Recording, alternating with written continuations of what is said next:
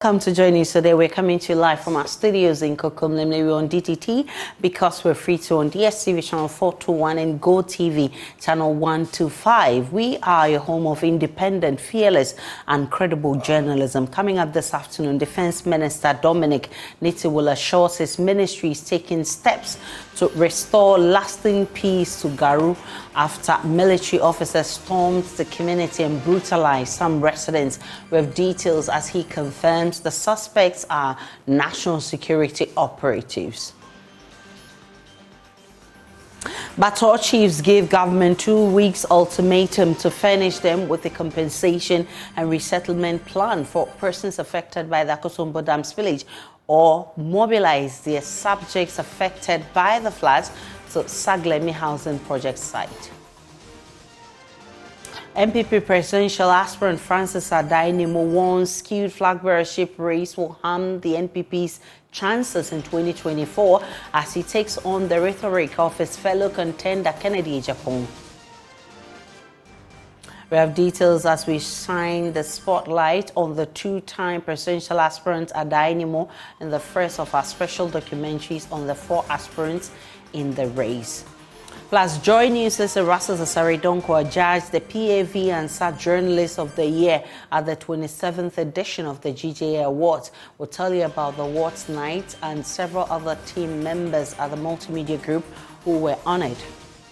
We're also live on Facebook, but also coming up on the Joy News channel at 1 p.m. is Perseko, Pokuwari and Achimota School, who will be clashing at the grand finale of the National Science and Maths Quiz later today. We're live at the camps of the contesting schools ahead of the first battle.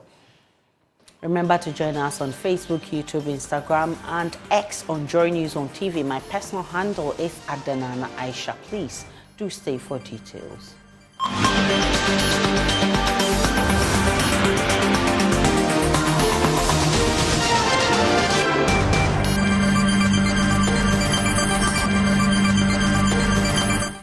Defense Minister Dominic Nitiwul has assured his ministry is taking all the necessary steps to restore calm to Garu in the Upper East region. Over the weekend, some military officers stormed the community and brutalized civilians without any provocation. Several sustained injuries in the course of the assault.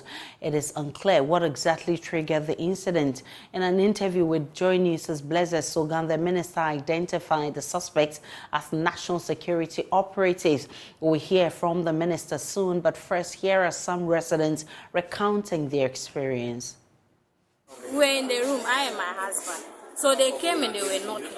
So we thought they were armed robbers. So we defended ourselves, not knowing that they were soldiers. So they came in and started scattering our room, asking us to bring out gas, which we don't have. All our rooms, our doors, they break everything and started beating my husband. That is what happened. They beat him until they sent him out. They beat him to the station. It's not fair. We don't even know why they are doing that. Now, one of our guys fainted. Whether he will survive it or not, we are not in the picture. We don't know what has happened. Some of our members are not there. They've taken them away. In fact, there is what we call lawlessness in this country. And the president and the minister of defense must be answerable to this, because we Garu people, we are not just laymen like that. We are also human beings. We enjoy human rights. And we cannot allow our brothers and sisters to suffer this kind of humiliation. It is out of bounds. We must state it categorically that if this is what the MPP government want to bring to the people of Garu and the entire Kosak, then they should better back up, because I know that for sure in Ghana here, if there's going to be anything that will bring about chaos in this country, it's going to be about some of these things and nothing else. What has happened, Garu here is a very peaceful area, peace-loving people, and we have enjoyed this peace for so many years now. We don't know what the military want and what they want to plant in Garu so that there will be insecurity for us here. In fact, we are highly disappointed in the act that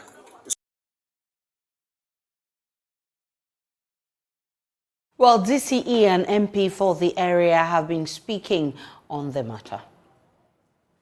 Inferences are strongly pointing to the attack on the national security vehicle.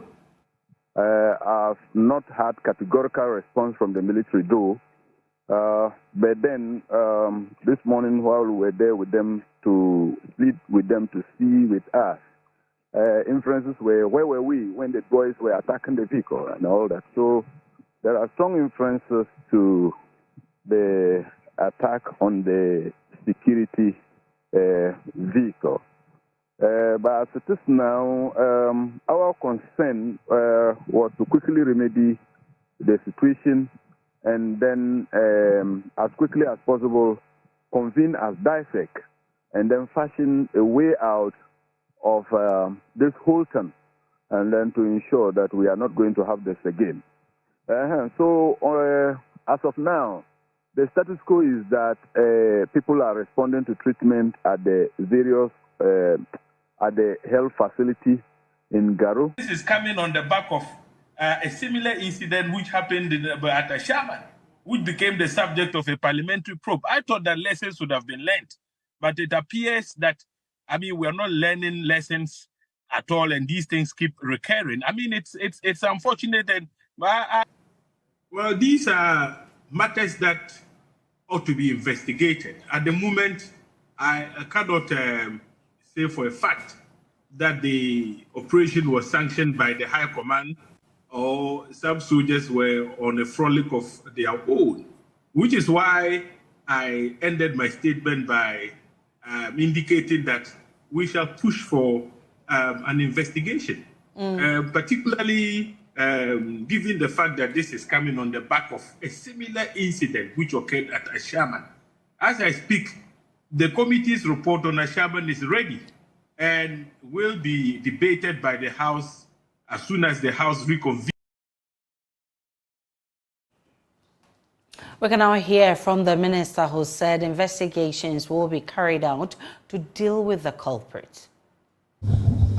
Working very hard to ensure that Ghana remains very peaceful and that all persons who work for the security of this nation work to the best of their ability and are given the equipment that they need to be able to work. Specifically to the 4 people that you mentioned that apparently some people misjudge them and try to apprehend them. They are in fact members of the national security apparatus, and they were actually sent on official duty. There could have been there was some miscommunication somewhere along the line and mistrust. It's one of the things that we are trying to resolve.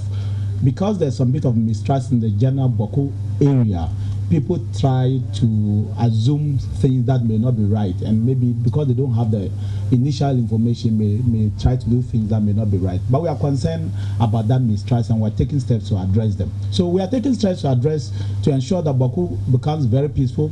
We are taking steps to address the issue of general mistrust, and we are taking steps to ensure that not just Boko but the entire northern zone is relatively peaceful and safe.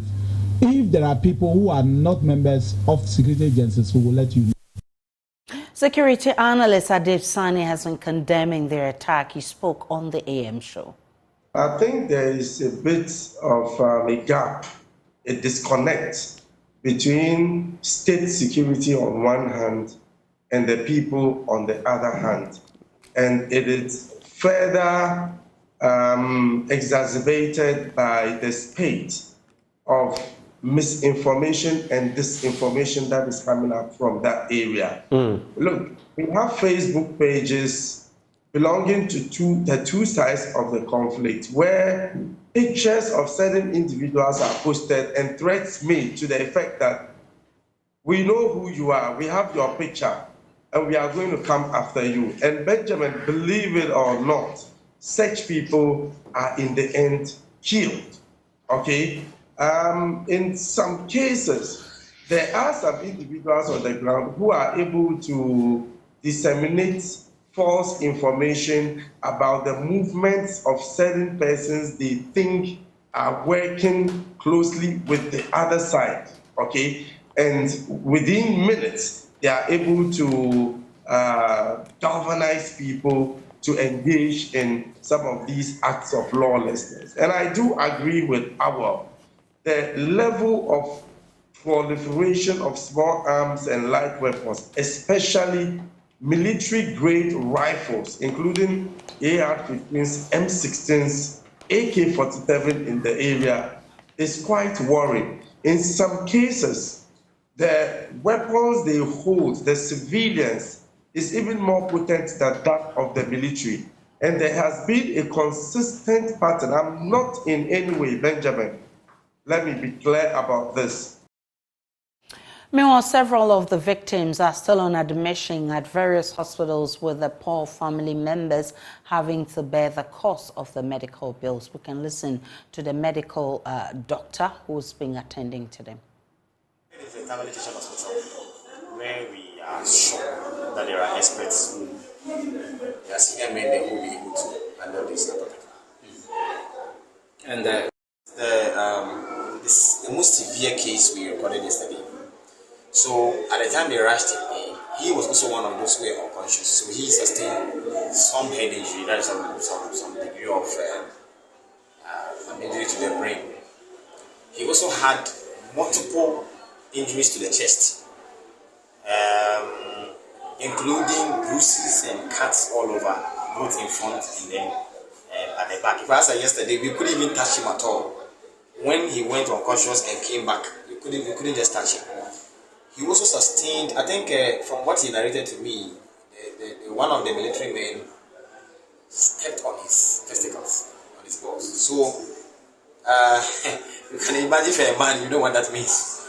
And then, in addition to that, his spine, I don't know the extent of damage to the spine, but as at this morning, he's still not able to, as at yesterday, he couldn't even sit up. But after managing him overnight, he's able to sit up, but he's not able to stand.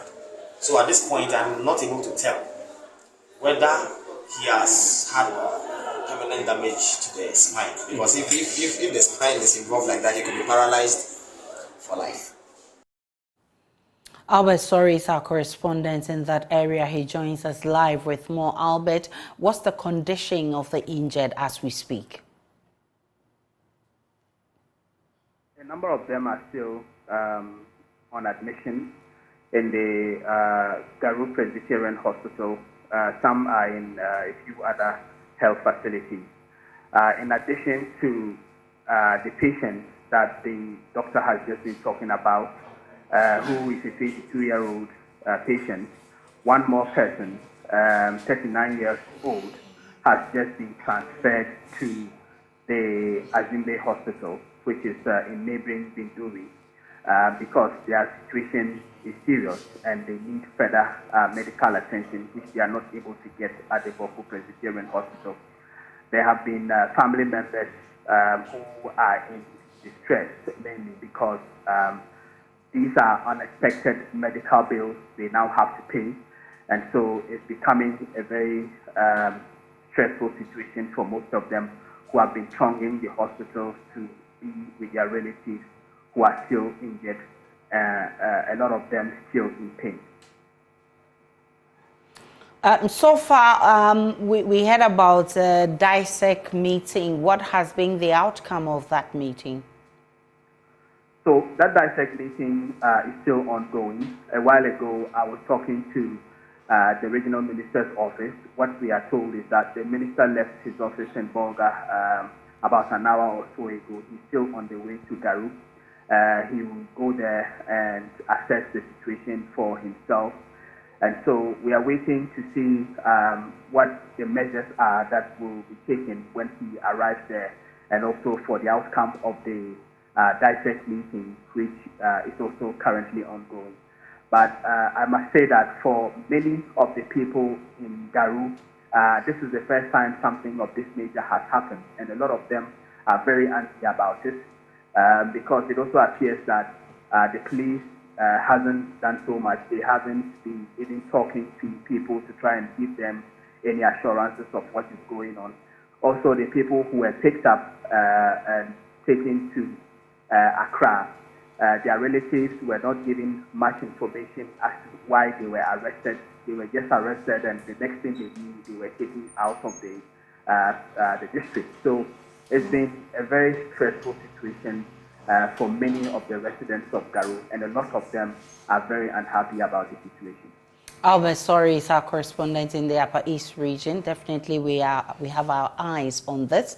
We'll bring you more in our subsequent bulletins.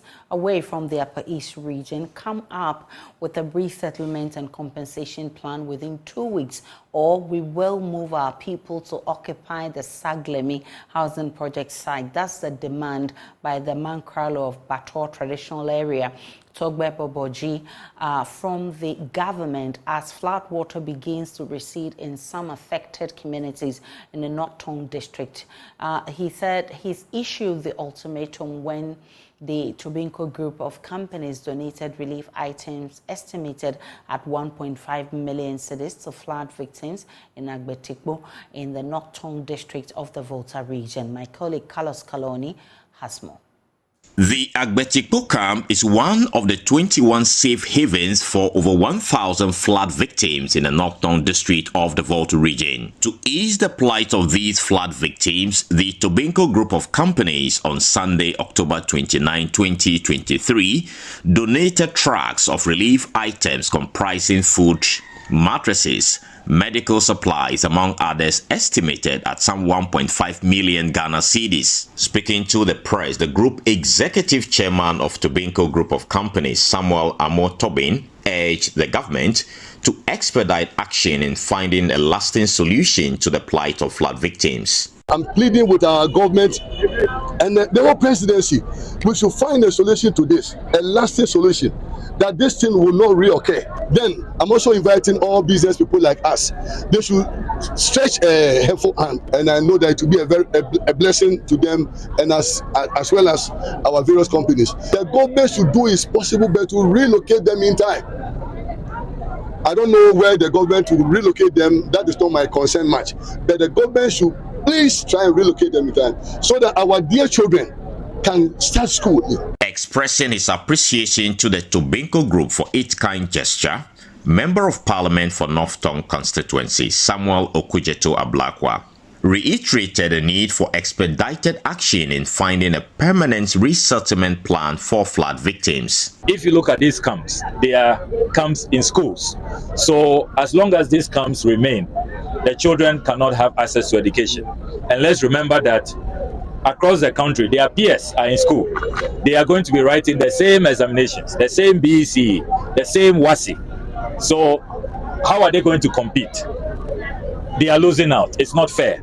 So I want to reiterate the call on the government to look at a permanent relocation. We need a resettlement plan urgently so that the schools can be free and our children can return and pursue their academics. I also want to add that the chiefs and people of Agbetikbo, and indeed all the affected communities, there are about 30 communities affected in this constituency.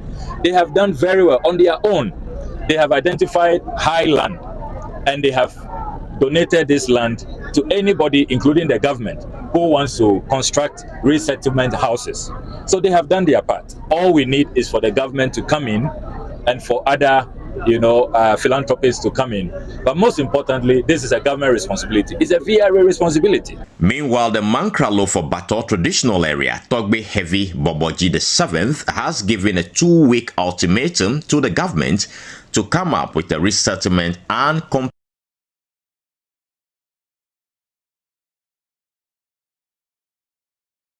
Apologies for that mishap. Now, meanwhile, the Volta River Authority has initiated a major disinfection and fumigation exercise in communities affected by the flooding resulting from the Akotombo Dam spillage. This follows the gradual decrease in flood water in some areas of Mepe in the North Tongue district of the Volta region. VRA's Emergency Preparedness Coordinator, Engineer Kwame Osemensa Dakwa, says the authority is committed to ensuring the safety and habitability of homes, public spaces, and the entire community after the floods. Schools, homes and commercial places have been fumigated as the Volta River Authority VRA has commenced a major disinfection and fumigation exercise in communities affected by the flooding resulting from the Akosombo Dam spillage. This disinfection is in response to the gradual decrease in flood waters in certain impacted areas of Mepe in the North Tongue district of the Volta region. In an interview with Joy News, the VRA's Emergency Preparedness Coordinator, Engineer Kwame Osei-Mensah-Darkwa, emphasized the VRA's commitment to ensuring the safety and habitability of homes, public spaces, and the entire community following the floods. The water in terms of the spill has receded significantly, and most of the areas are very dry. In fact, you can actually walk through them and inspect some specific houses.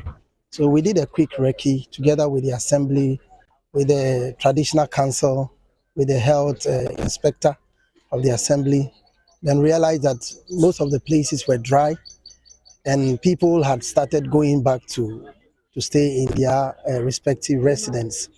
And so VRA has decided to start decontamination exercise so that those who go there will live in a safe environment and not be exposed to any health hazards.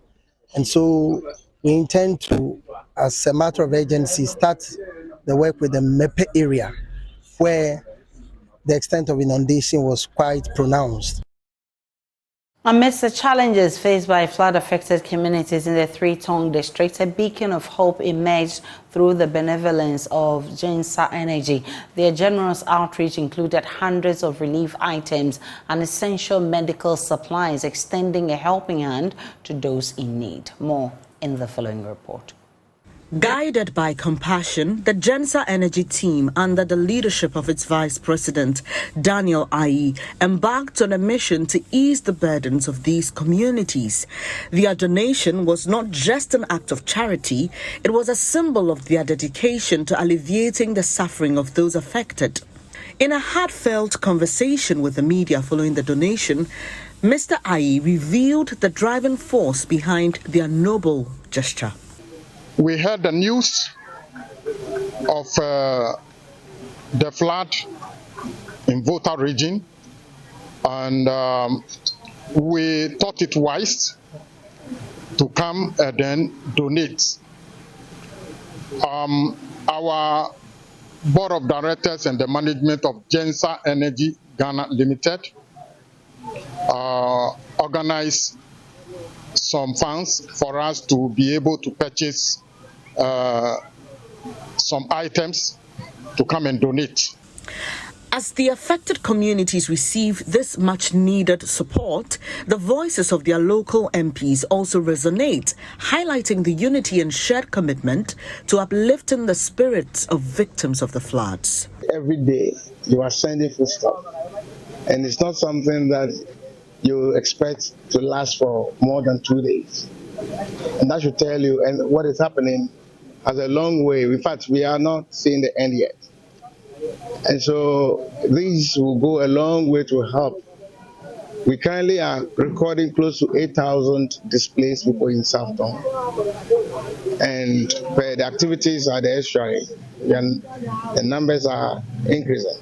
I am very happy that you have brought some medications, and that will help us in the area of health.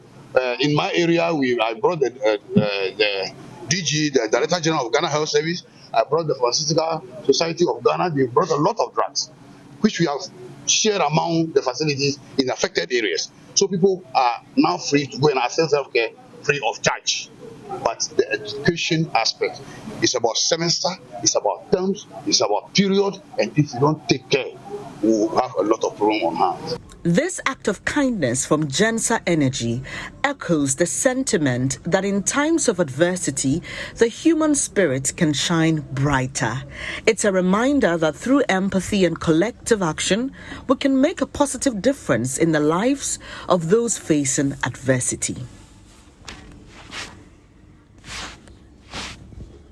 Tombo spillage and now to politics. NPP flag bearer hopeful Francis Adainimo is warning the NPP will struggle to break the 8 if it does not take steps to fix the race, which he says has been skewed in favor of the Vice President, Dr. Bawumia. With barely 5 days for more than 200,000 delegates of the NPP to elect a flag bearer for the 2024 election, Francis Adainimo, who is running for the second time to lead the party, says the rhetoric of Kennedy Japan, his fellow contender, is concerning. Here are excerpts from the documentary focusing on the former Mampong MP.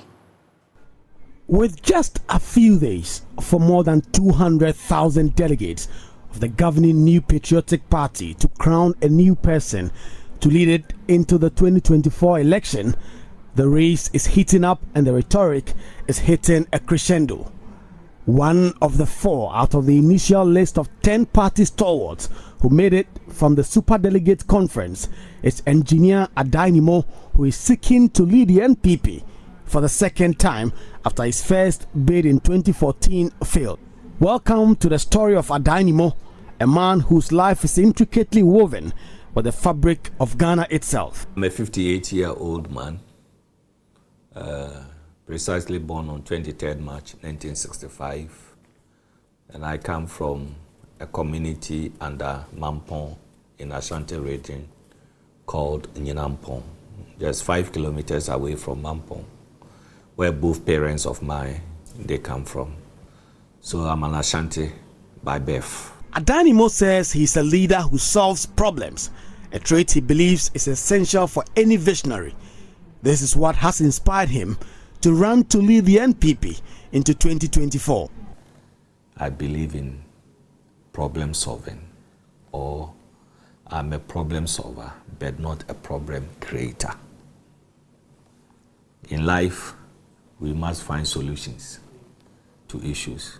Don't deliberately attempt to create problems which shouldn't exist. Adainimo's message to delegates is clear, presenting himself as a fresh and unsullied candidate. Right now, there are 4 of us remaining in the race. In terms of age, I'm the youngest. I'm 58 years. The Vice President is 60. Honorable Kennedy Japan is about 63 or 64, one of them. Honorable Usofri Yakuto is over 70. In terms of age, I'm the youngest. I didn't hear you. Joy News' Erastus Asaridonko has been adjudged the GJA PAV and SAR Journalist of the Year. Erastus elaborates documentaries on the devastating effects of illegal mining, popularly known as galamsey, stood tall among all the entries filed. Joy News and multimedia journalists won up to 8 awards on that night. There's more in this report. The 27th Ghana Journalists Association Awards was dedicated to celebrating journalists who produced exceptional reports in the year 2022. Joy News' Erastus Asaridonko, who was adjudged the GJA, PAV and SAR Journalist of the Year, shares his excitement. I have with me here the GJA Journalist of the Year from our very own office, Erastus Asaridonko. Please tell us how it feels to be awarded this evening. Well, it's been a long journey. We started way back in 2002. We've gone through thick and thin. I started following illegal mining in 2014. And it's been ups and downs, and I think Jehovah has glorified his name. He has been faithful. So it signifies that hard work pays. And the road to success, though it can be winding, if you keep following it, you'll get there. All right, please tell us about the documentary that won you this award, this Distraction for Good, if I'm correct, and what were some of the challenges you went through while doing the story? Well, so Distraction for Gold is what won us this award, and the challenges are plenty. In fact, we had to challenge ourselves because previously we were following a government task force to go and monitor what is happening on the field with regards to illegal mining and its devastation. At a point in time, we felt that we needed to do an independent job go on the field on our own. And gauging the security, meeting people with guns and all that in the bushes, it was a daunting task, but we needed to do it to prick the conscience of government, to prick the conscience of those who do it, and to also tell the public that these are the effects of it and we need to fight it together. Chairperson of the Electoral Commission, Mrs. Jean Mensah, urged journalists to be custodians of truth and engage in objective criticisms as the country approaches the 2024 elections. I urge you to stay the course that these great names have blazed, even as we approach the 2024 election. This is more important than ever. For ladies and gentlemen, recent years have raised concerns regarding the role of the media. Several media platforms which would have been used as spaces for informed public debate have been turned into vehicles for propaganda and sometimes sheer falsehood. I'm excited to be joined in the studio by the Journalist of the Year, Erastus Asaridongo. Congratulations, Erastus. Thank you. Very happy for you. But of course, how do you feel being adjudged the winner of the year? It's an honor, a great feeling. It's also an added responsibility. I know that it places a lot of expectation on you as well. All right. To do more. So let's have this conversation. Let me take a break on Joy News today. When I return, that conversation awaits you. Stay with me.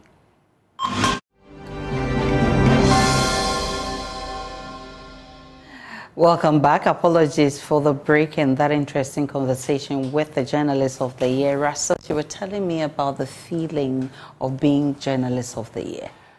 It's an exciting feeling you have, and it's an honor to be, in front of such dignitaries and the whole world watching you be crowned Journalist of the Year.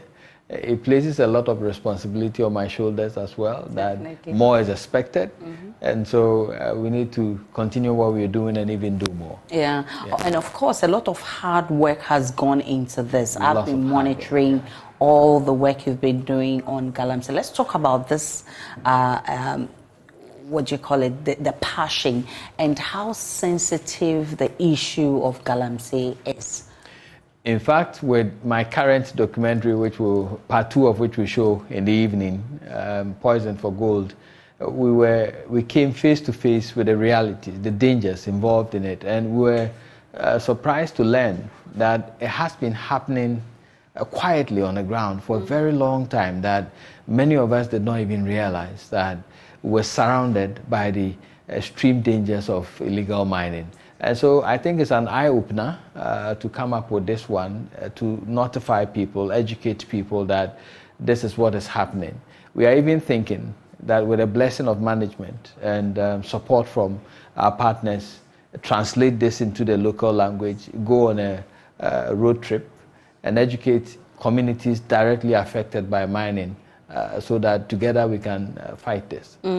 Definitely there is more awaiting us. I know that in doing all of this, you yourself, you've not been spared the threats, the attacks, but of course you've defied all odds. What's next for the Journalists of the Year? So Poison for Gold is still showing. Part 2 will show this evening. Part 3 will come next week. After that, we have the Forest Under Siege series. We're going to show Forest Under Siege, Tano Nimre, and then we'll go to Forest Under Siege, Etiwa Forest.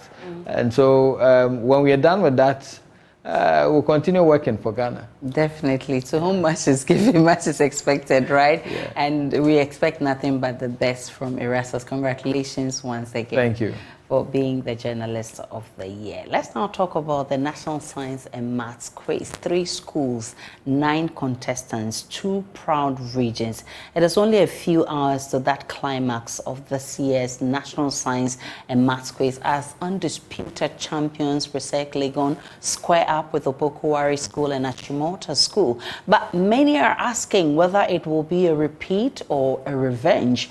Persec Legon have in the past toppled the two schools to clinch the ultimate prize at the grand finale.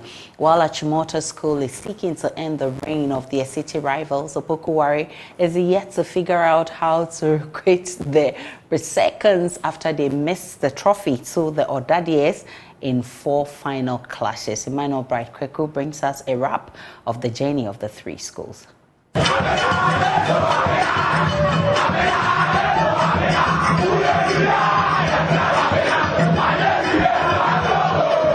After a long and nail-biting journey from the regional qualifications to the national tournament, 3 schools are set to battle it out for the coveted trophy. 2-time champions Achimota School and Opokuwari School face off 7-time champions Presbyterian Boys Secondary School. Their journeys to the grand finale has been arduous.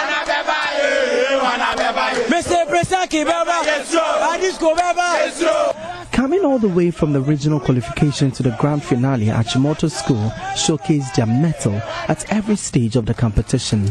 The school last qualified to the finals in 2009 but lost the trophy to Persec Legon. But with unbroken determination, the Achimotans left no stone unturned. After the contest, Achimota School is going to be in prison because we are going to murder Persec and OAS. We are going to murder Persec and OAS. Simple. We are living our test to a test still, no matter what, we will win.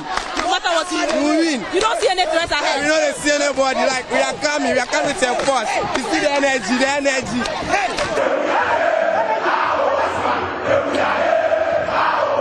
It's been 21 years since they last lifted the trophy. Opokuwari School, after missing the trophy in 2020, landed their 9th final appearance after ousting their all-time foe, Pempe College and Pope John SHS and Minor Seminary. The Akateches are hungry and ready to devour any school to clinch their 3rd trophy. My boys are prepared. And I know that we are going to murder all of them. We are going to kill them. We are going to kill them. We don't know Persec. Who is Persec? Opokuwari School. Opokuwari School 2023. We are winning. We are winning. Who is Persec? Achimota. We will take their trophy from their hometown and bring it to Ashanti region. Fantastic. Form 1, and he's already lasting the Form 3s who have stayed it for 3 years. We are just trying to say that 1 year in Opokuwari School is worth more than 3 years in Premped and Persec and Co. Yes. We want to tell them that there is a Latin phrase which states cum nagrafa, dagrafa. So what is written? What is written? It is written that we are bringing the trophy in Kumasi. It's between 2 schools. And I want to tell them that Achimota Persec, they will play and they will become second. Persec, Achimota, they be Yaros. This is the school. I want them to go. This is the school. I want them to go.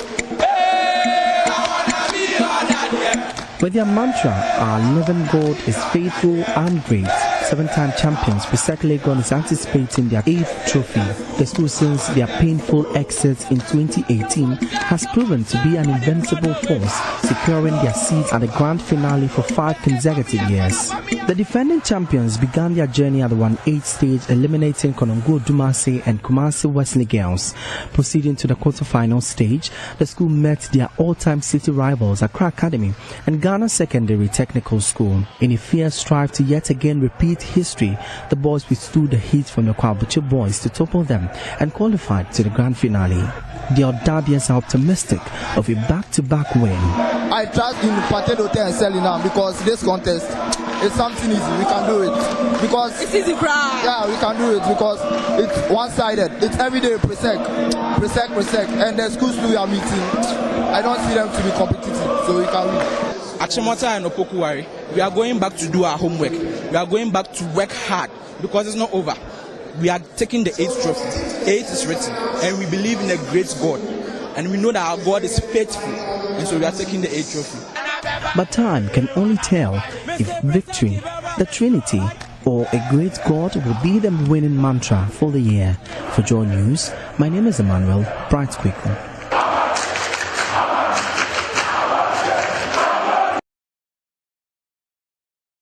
So who wears the crown? 1 p.m. Let's decide. Take a break. And when we return, there's business. Welcome to Business. My name is Garu. Member of Parliament for North Tongue constituency in the Volta region, Samuel Okudzeto-Ablakwa, has lauded Unilever Ghana PLC for showing care to the victims of the flood caused by the Akosombo Dam spillage. He says the company has been with the people through thick and thin over the years and has been compassionate during the flood disaster. Mr. Ablakwa disclosed this to Joy Business when Unilever Ghana PLC donated a truck of relief items to the victims. Kwame Anka has more. North Tongue District is considered the worst hit district following the spillage of the Akosombo Dam. 69 communities in the district have been affected by the flood, displacing over 12,000 people, with a third currently being held at a number of safe havens in the area, including Mefe St. Kizito Senior High Technical School. Beyond the efforts of government, corporate bodies, organizations, and individuals are lending a helping hand to ensure life continues for the people in distress. In line with this, Unilever Ghana PLC has donated relief items including soaps, water tanks, water purifiers, Annapurna salt, Pepsodent and close-up toothpaste, branded t-shirts, among other items, to the victims. Receiving the truckload of items, Member of Parliament for North Tongue constituency, Samuel Okudzeto-Ablakwa, together with other officials, thanked Unilever Ghana PLC for their support. Really massive. I mean, a whole truckload of assorted items of water, and this has been the most, impressive packaging of water that will go a long way to help our people. Water is cut, and it's been really difficult to have access to potable water. The river levels rose so high and entered into all kinds of areas that are unwholesome. So the river water, which our people use to cook, to drink, to bathe, wash, and all of that, is no longer safe. It's no longer wholesome. And so this will really go a long way to keep our people healthy and keep them alive. So on behalf of the entire district, on behalf of the chiefs, on behalf of our DC, on behalf of NADMO, on behalf of the coordinated response team, we say a big thank you to Unilever. We will always remember you. We are grateful. God richly bless you. Communications and Sustainability Manager of Unilever Ghana PLC, Henry Malm, says the donation is towards the general well-being, health, hygiene and confidence of the victims. At this time when people are burdened by damage that has been caused by the spillage, people have lost livelihoods, where to sleep and all that, and this is a time when disease can easily break out. So for us it's important to make an intervention, and this is what we can give at the moment. The National Insurance Commission has indicated its commitment to improving the coverage of insurance through the development of InsurTech products through its InnoLab InsurTech Accelerator program. The move, which is a collaboration with FSD Africa and GIZ Ghana, will see the development of digital insurance products aimed at ensuring inclusive insurance through the creation of digital labs and sandboxes. Here's more in this report. The InnoLab InsurTech Accelerator Program is a collaboration with the National Insurance Commission, FSD Africa, and GIZ Ghana to create a robust InsurTech sector in Ghana. The collaboration will see the development of digital innovations in the insurance service delivery through sandboxing and digital labs, which will allow indigenous tech startups to showcase their innovations. Acting Commissioner of the National Insurance Commission, Michael Andor, describes the aim of the project. We agreed to do what we call the InnoLab. This is a lab, is a lab basically to bring ideas together. People who have ideas, take them through some process, help them to refine their ideas. We mention a sandbox, but if you read the Insurance Act, you will not find any sandbox in it. What you would find is this innovative insurance license. But it is a sandbox system. A sandbox is where you test, is an area, a restricted area where you test something and see whether it will work before you take it to the market. And so that is exactly the opportunity the InnoLab gave us. On building capacity of insurance players and regulation, this is what Michael Ando had to say. The other thing we get from the InnoLab is the capacity building. You know, tech and innovation keeps developing. And as we are embracing innovation, we are calling for things that we don't know much about. And so it is important that we as regulators get to build the capacity of our staff, so that as they develop these things, we will be thinking about what is the best way of regulating these. You see, the regulation in the digital world tends to be different from the paper regulation. You need to think through what could go wrong and have some mechanisms around it to mitigate it. Principal Innovation and Resilience at FSD Africa, Elias Omondi, stated that the move will improve the rate of inclusivity in the insurance sector. We came up with a proposal which was humbly accepted by the National Insurance Commissioner to look at avenues in which we could encourage innovators to develop solutions that would basically, at the end of the day, improve inclusion.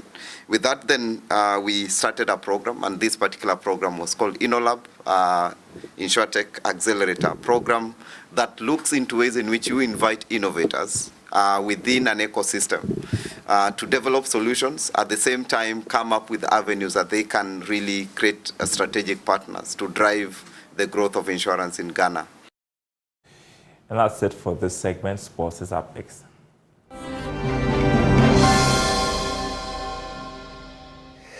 It's time now to bring you sports on Joy News today with me, Muftau Nabila Abla. Media Mess quest to have the group stages of the CAF Champions League matches played at the Cape Coast Sports Stadium has hit a block following CAF's decision to deny them the opportunity of playing their matches at the venue.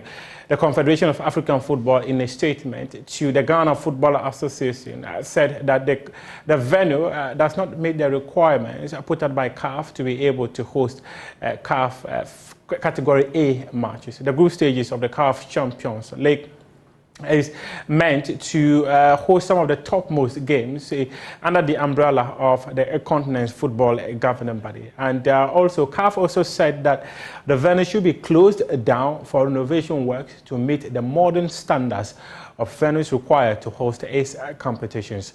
We'll move on and do some boxing, where former world champion Isaac Dugbe has been told his opportunity to win a world title again will not happen following the decision of the boxer to move up in weight from the super bantamweight division to the featherweight division. According to his former technical advisor, Yofi Boham, Isaac Dugbe's height is a disadvantage when it comes to fighting at a featherweight level. With my experience, it's a no-go area for him. I don't think. Take his height into consideration. But you saw the height and you still came in to advise him. Oh, as a super, up to the super bantamweight level, up to the super bantamweight class, he can still feature. But he has now jumped to featherweight. Featherweight, the experience that we had from with the Azuma's participation, we come across a lot of featherweights. And Isaac Dugbe do not match them at all. Talk of DK Poison, who calls me commander. DK Poison, yes, he featured as a featherweight all along. Going in then for lightweight. In his time, there were no supers and all that, and it was difficult. So, would you advise Isaac to drop back to? And can he drop? That's a challenge too. That's a challenge. Yes, massive challenge. That's right. So, I've been a technical person. I tell you, that's the end of the road for him when talking about world championship.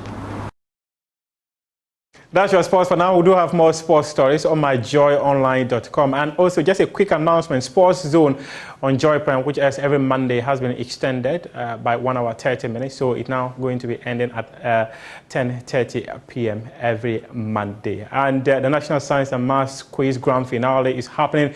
My colleague Musba will be here at 1 p.m. to build you up to the grand finale of the competition. Aisha is standing by the rest of the news. Welcome back to Joy News today. To the rest of our stories, and Adum Praise shook patrons over the weekend. Here are excerpts.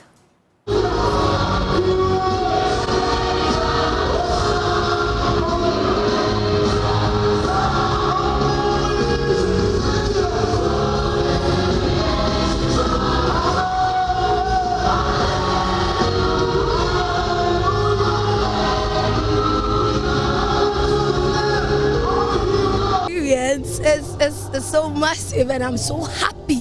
I'm very happy to have an encounter with a lot of people, and as you can see, my voice is already going because the joy, Charlie, I can't even express myself because I've experienced FA Grace, and I can't wait to see PSA Esther, Kofi Pepra, and the rest. I'm so overwhelmed, and I've even gotten strength because the word says that the joy of the Lord is our strength, and I've been overwhelmed. I don't even know what to say again. To the organizers is that God richly bless everybody who contributed to the program.